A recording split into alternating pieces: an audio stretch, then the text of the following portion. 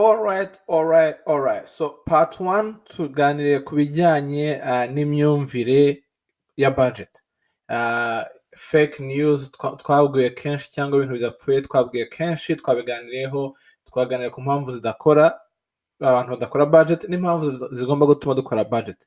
Now reka noneho nkwereka uburyo ki dushyira budget mu bikorwa atari amagambo gusa cyangwa teori.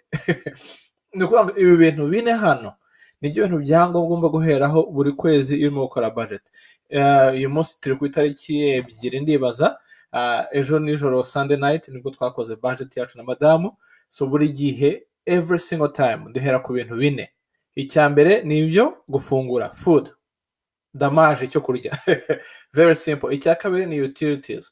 Iyo tuvuga utilities no kuvuga ikintu, kuvuga umuriro, no kuvuga telefone, amazi, ibintu nk'ibyo, ni ikintu cyangombwa. Icya gatatu ni inzu yo kubamo cyangwa aho ugomba gukodesha, niba ukodesha cyangwa ufite inzu yawe cyangwa ufite mortgage, whatever it is. Shelter, it's very important. Icya kane ni transportation. So these are the basic 4 walls foundation ya mortgage. Ya mortgage foundation ya budget mba nabivanze byose. So ibintu bine tubisubiremo: food, utilities, shelter and transportation. Wamara kurangiza ibi ngibi nibwo utangira gukurikiza hano ibindi bikenewe byangombwa, byaba ari imyenda, byaba ari amashuri y'abana, byaba ari n'izindi gahunda nyinshi zitandukanye, ariko d'abord izi ngizo duheraho. Alright, so this was part 2. Hanyuma if you guys want, iyi form turayifite niyo dukoresha.